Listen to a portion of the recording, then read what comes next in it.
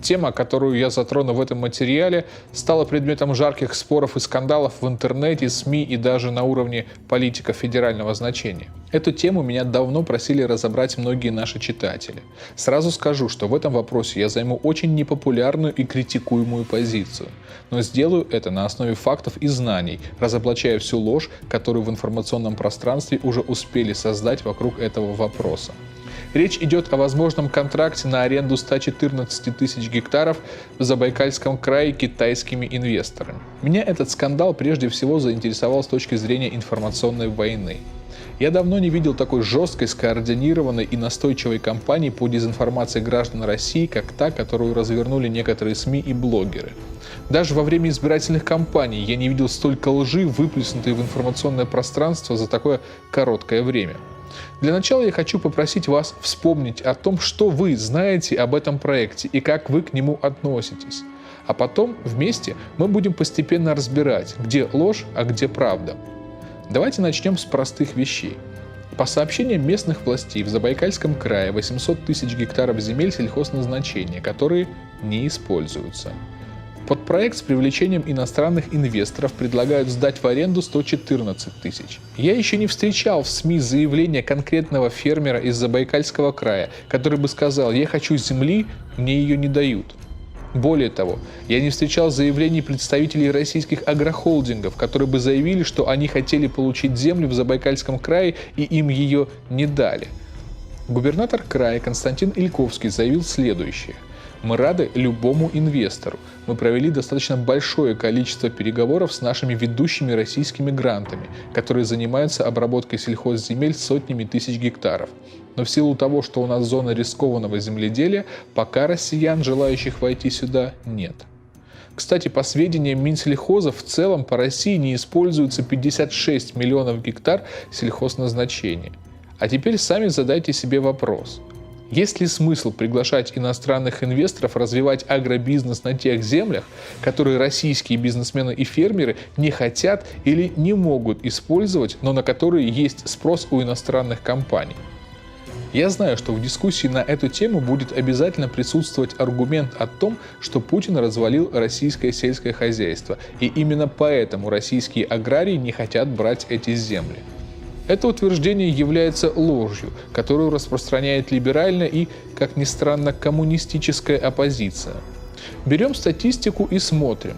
Например, по итогам 2012 года в России было произведено 3,62 миллиона тонн мяса птицы, что в 6 раз больше, чем в 1997 году, и в 2 раза больше, чем в 1990. По свинине в 2012 году в России было произведено почти 3 миллиона тонн мяса, что в 2 раза больше, чем производилось в 2000 году. Российское сельское хозяйство является одним из крупнейших в мире. Россия занимает 4-е место среди стран мира по производству зерна, 5-е по производству мяса, 6-е по надоям молока, 1-е по производству сахарной свеклы и подсолнечника, 7-е по производству овощей. Мы один из крупнейших экспортеров зерна на планете. Когда в прошлом году правительство России ограничило экспорт зерна, чтобы избежать слишком сильного роста цены на хлеб, новость об этом решении привела к резкому росту цен на зерно на европейских и американских биржах. У нас есть проблемы в сельском хозяйстве. Но вот заявлять, что все плохо и все развалили, это значит лгать. Статистику Госкомстата я вам уже привел. У нас отлично работал национальный проект развития АПК, и государство очень активно вкладывалось и вкладывается в развитие сельского хозяйства. Кстати, наши санкции против европейских товаров – это тоже способ поддержки российского сельского хозяйства. При этом все равно остается проблема. Очень сложно привлечь на село российских работников, а без них никакие инвестиции не помогут. Из этой ситуации есть 3 выхода.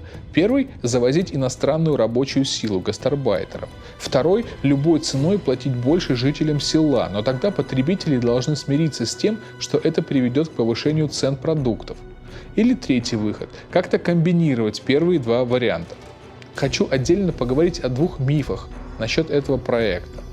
Первый, что на этих тепличных комплексах будут работать только китайцы. Есть закон Российской Федерации, который устанавливает ограничения на использование иностранной рабочей силы на предприятиях по выращиванию овощей.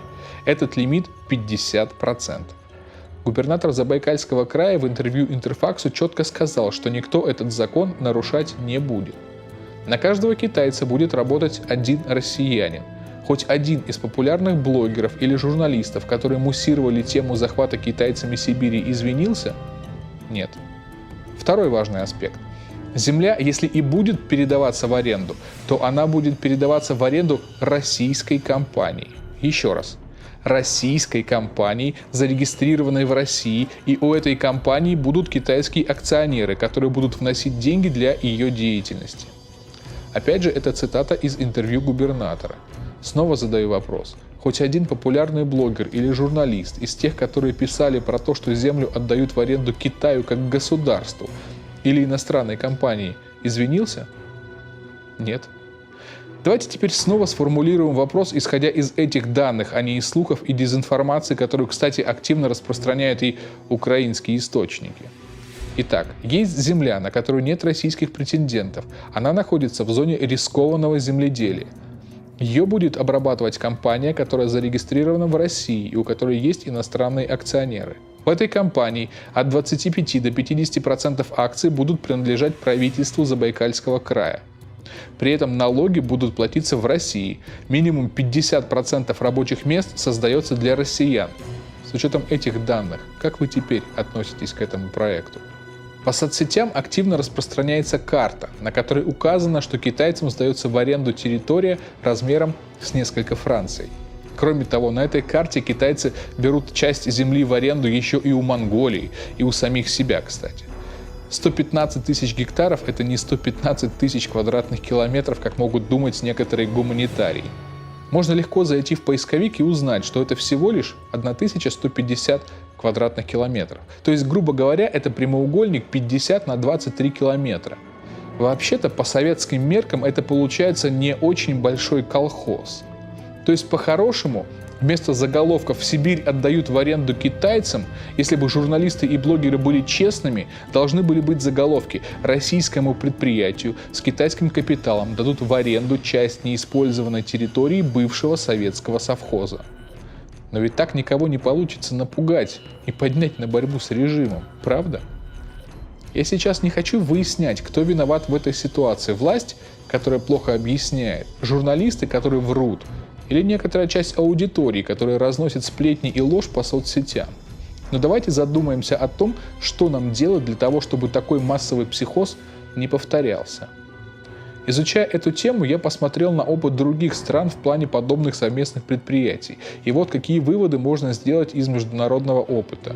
Очень много стран инвестируют в такие проекты. И в основном это страны, у которых есть серьезнейший дефицит продовольствия. Китай, например, потребляет примерно 20% пищи, которая производится в мире. Но при этом в Китае находится только 9% мировых запасов земель сельхозназначения. В аналогичной ситуации находится даже Индия, которая за последние годы инвестировала в сельхозпроекты в Африке 4 миллиарда долларов. Аналогичными проектами занимаются Саудовская Аравия, Арабские Эмираты и даже египетские инвесторы берут в аренду земли в Судане. Я заметил две закономерности. Если инвестор в такой проект из западной страны, все СМИ хвалят. Если инвесторы китайцы или индийцы, немедленно начинается кампания в СМИ по созданию негативного образа проекта. И это везде так, от России до Аргентины. Вторая закономерность. Успех проекта зависит от того, насколько хорошо государство может контролировать бизнес. Многие обвиняют иностранцев в том, что они используют такие методы ведения хозяйства, что экология используемых территорий оказывается испорчена на много десятилетий. Но ведь это происходит не только с иностранными инвесторами. Российские, аргентинские или африканские фермеры или агрохолдинги тоже при первой же возможности ради прибыли нарушают все экологические и санитарные нормы. Желание обойти закон ради денег, оно такое интернациональное. И тут все просто. Если государство может контролировать бизнес и заставлять его играть по правилам, то такие проекты однозначно приносят пользу. А если государство не способно, то, конечно, такие проекты приносят вред. Поэтому вопрос не в том, чтобы все запретить и никого не пускать, а а вопрос в том, чтобы сделать государство эффективным контролером. В завершении хочу сказать, что мне хочется верить, что когда-нибудь мы, как общество, повзрослеем настолько, что нас уже нельзя будет обманывать откровенно глупыми пугалками и страшилками, основанными на чистой лжи. Взрослое общество сможет ответственно и спокойно обсуждать сложные проблемы и находить умные решения. ОНФ уже взял на контроль ситуацию в Забайкалье, и ОНФ требует, чтобы последующее обсуждение проекта сопровождалось развернутыми общественными слушаниями.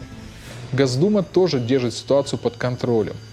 Переговоры продолжаются, и по оценкам властей Забайкальского края о каких-то конкретных контрактах можно будет говорить не раньше первого квартала 2016 года.